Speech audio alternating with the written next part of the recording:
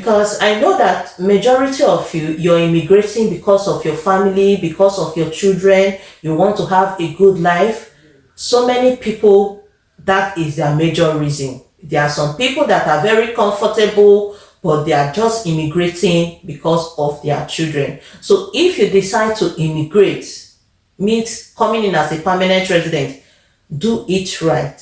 Don't come with your children to study. At the end, you didn't make any informed decision, and when you come here, you'll be stranded. Depression sets in. Hey guys, today's video is going to be a relaxed one, and whatever I'll be sharing in this video, just take it like a friend talking to a friend. I know so many people have subscribed to my channel, and I know that the major reason why you guys subscribed, you're looking for a way to come to Canada. Okay, so I'll be sharing things you guys need to know. I posed a question on my TikTok. If you're following me on my TikTok, you must have seen the question that I posted. That was the last video I made on my TikTok. So I was asking, what do you guys really want? Do you want to immigrate to Canada, or you want to come to study in Canada?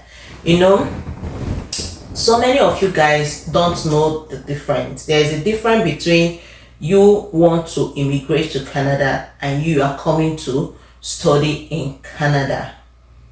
As you may have already known, that when you come to study in Canada, it's not a guarantee that you must become a permanent resident, especially if you did not strategize well. So when I posed that question on my TikTok, I got so many comments, and I promised them that whatever that they choose, I'm going to explain in details how you can immigrate to Canada. So for those that are not following me on my TikTok page, to immigrate means you're coming in as a permanent resident. There's a permanent resident and there's a temporary resident. So when you say you want to immigrate to Canada, it means you want to come in as a permanent resident, not as a student. You coming in as a student is a temporary resident. You are on a temporary visa. So if you come in as a student, after studying, depending on the program or the course that you choose, you get 3 years postgraduate work permit or 1 year postgraduate work permit. So during that time, when you have the postgraduate work permit, you are expected to work, and during that time also you are expected to look for a way to transition yourself to become a permanent resident. That is why I'm always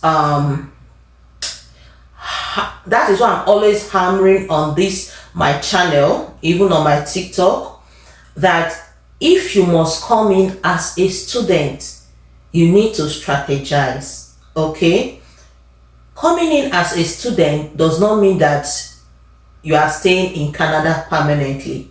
That is what you people don't know. So before you decide to come in as a student, note that you need to strategize the course you want to do, the province you want to stay. Strategize yourself in such a way that after studying, you will get work immediately. And how do you get work immediately? It depends on the course you are coming to study.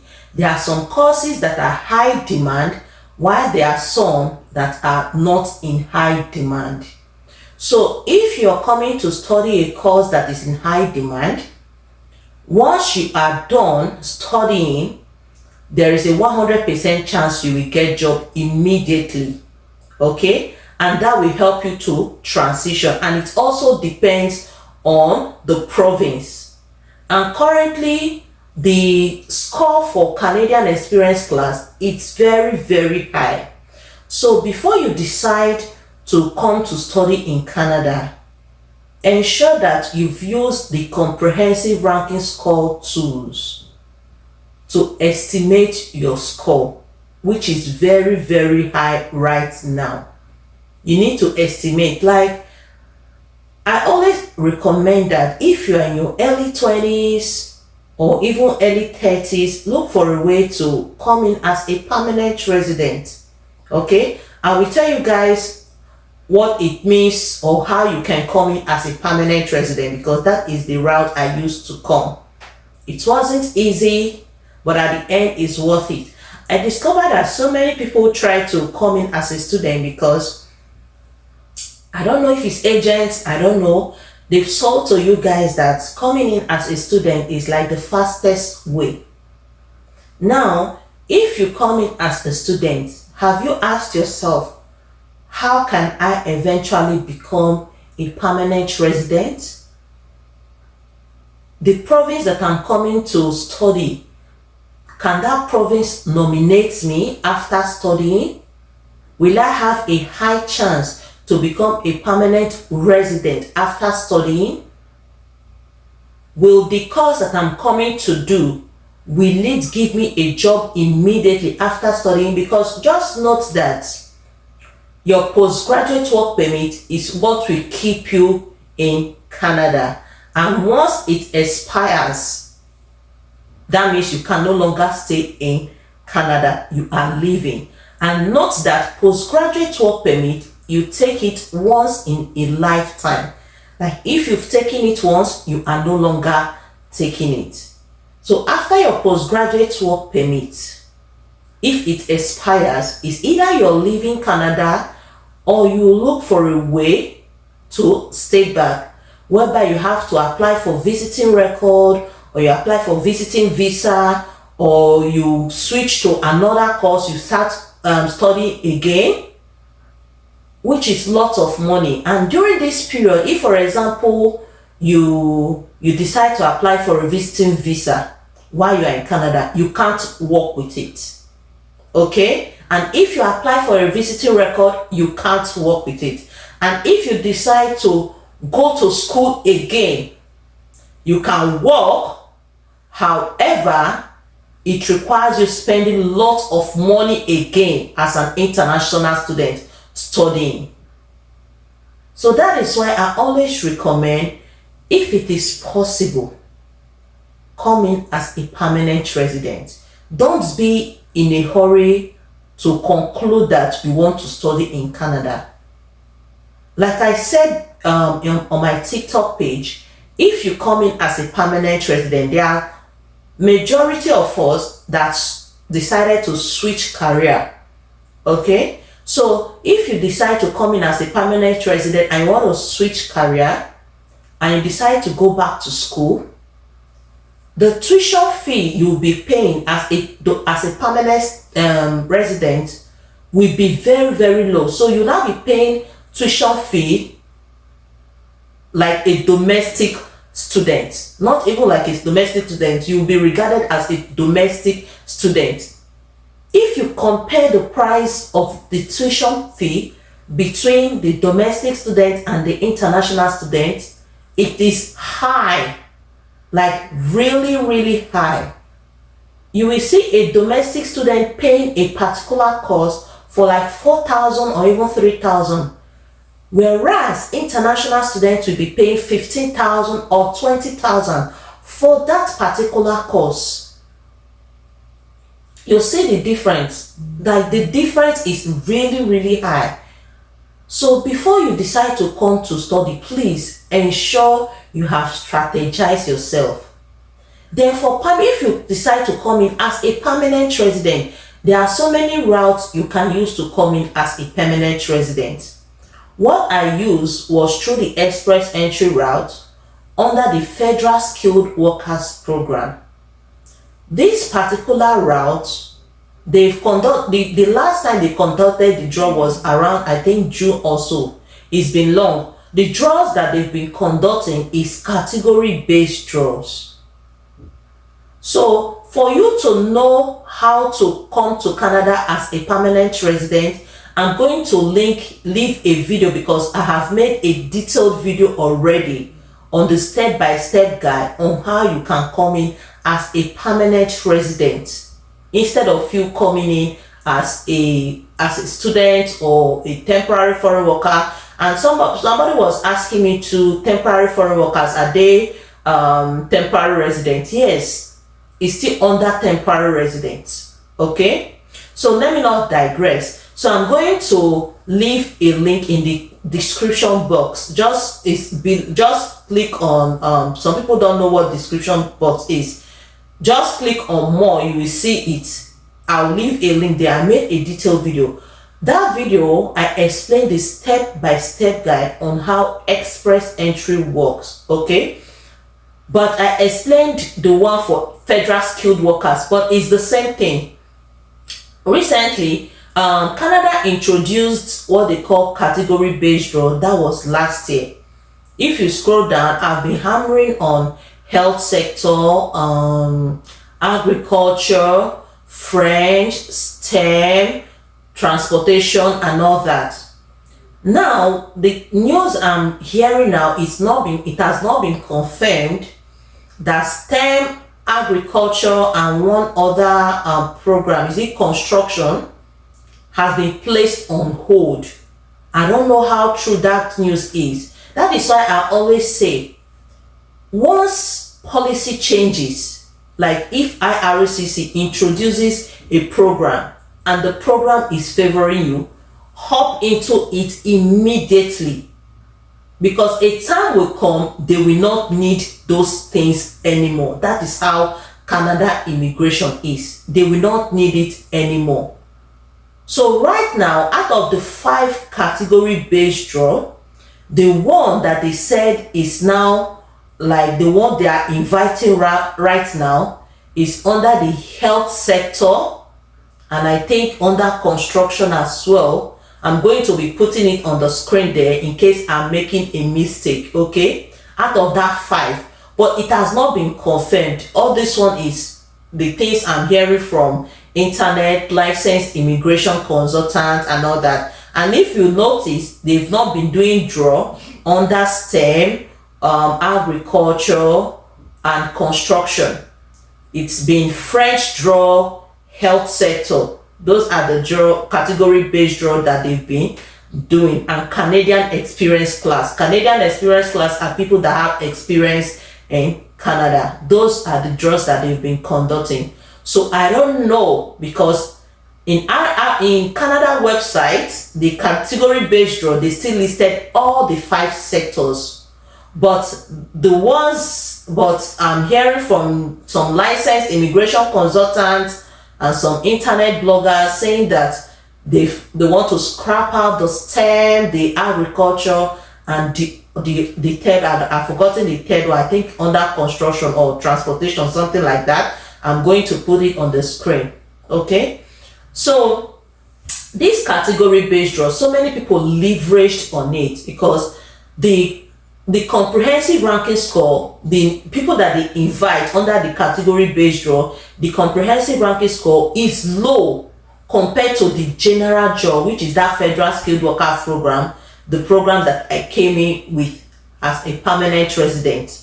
Okay, it's low, and that was why I was always hammering on this my YouTube channel as well as on my TikTok page. Leverage on this category based draw, because a time will come the sectors will be filled up and then they will change policy again.